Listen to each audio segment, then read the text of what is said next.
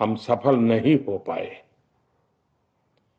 नारी शक्ति वंदन अधिनियम में संशोधन नहीं हो पाया और मैं इसके लिए सभी माताओं, बहनों, उनसे मैं क्षमा प्रार्थी हूं।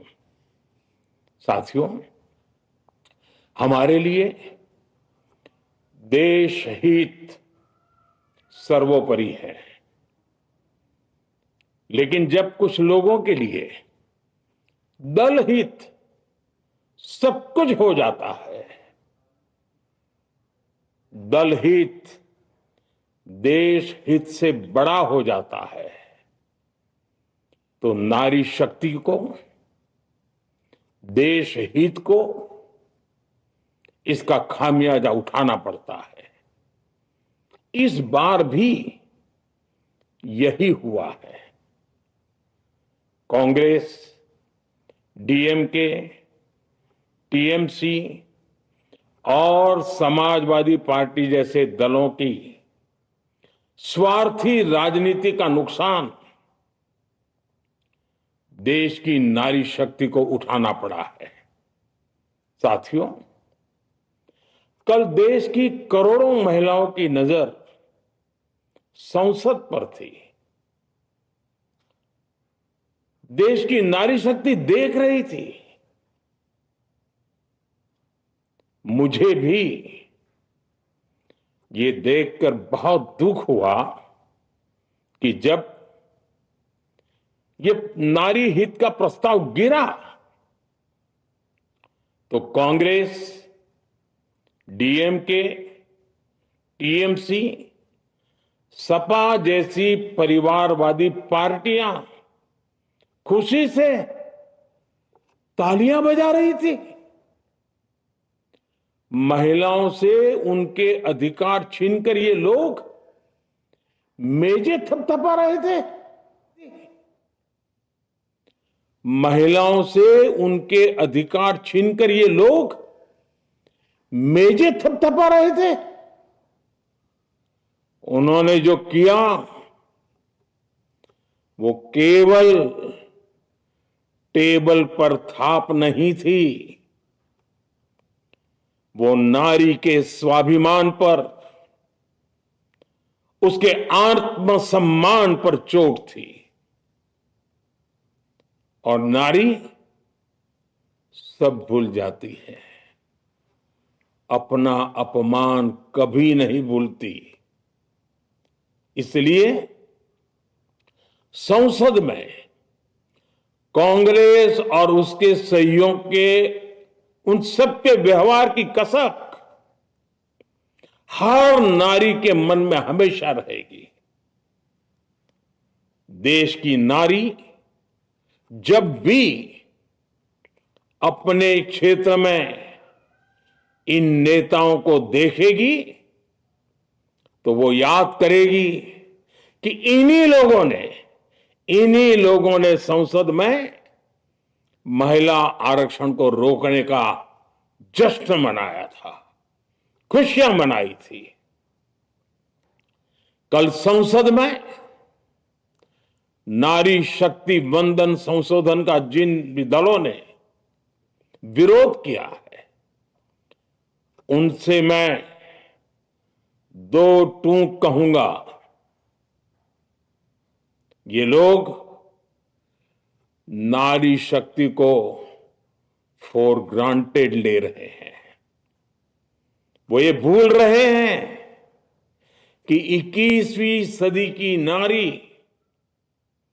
देश की हर घटना पर नजर रख रही है। वो उनकी मंशा भांप रही है और सच्चाई भी भली भांति जान चुकी है। इसलिए महिला आरक्षण विरोध करके जो पाप विपक्ष ने किया है, इसकी उन्हें सजा जरूर मिलेगी। इन दलों ने संविधान निर्माताओं की भावनाओं का भी अपमान किया है। और जनता द्वारा इसकी सजा से भी वो बच नहीं पाएंगे। साथियों, सदन में नारी शक्ति वंदन संशोधन किसी से भी कुछ छीनने का नहीं था। नारी शक्ति वंदन संशोधन हर किसी को कुछ न कुछ देने का था, देने के लिए संशोधन का था। ये 40 साल से लटके हुए नारी के हक को 2029 के अगले लोकसभा चुनाव से उसका हक देने का संशोधन था।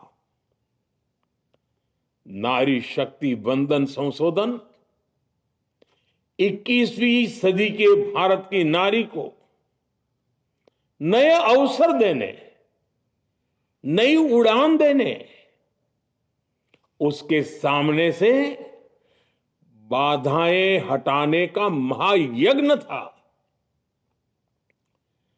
देश की 50% यानी आधी आबादी को उसका अधिकार देने का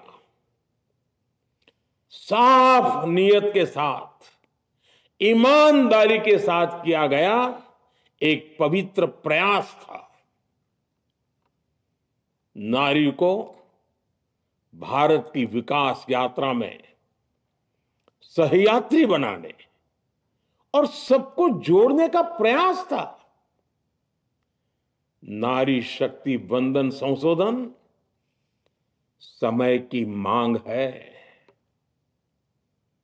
नारी शक्ति वंदन संशोधन उत्तर, दक्षिण, पूरब, पश्चिम सभी राज्यों की, हर राज्य की शक्ति में समान वृद्धि का प्रयास था। ये संसद में सभी राज्यों की आवाज को अधिक शक्ति देने का प्रयास था। राज्य छोटा हो, राज्य बड़ा हो, राज्य की आबादी कम हो या राज्य की आबादी ज्यादा हो, सबकी समान अनुपात में शक्ति बढ़ाने की कोशिश थी। लेकिन इस ईमानदार प्रयास की कांग्रेस और उसके सहयोगियों ने सदन में पूरे देश के सामने भ्रूण हत्या कर दी है, भ्रूण हत्या कर दी है। ये Congress, TMC, Samajwadi party, DMK जैसे दल इस भ्रूण हत्या के गुनहगार हैं।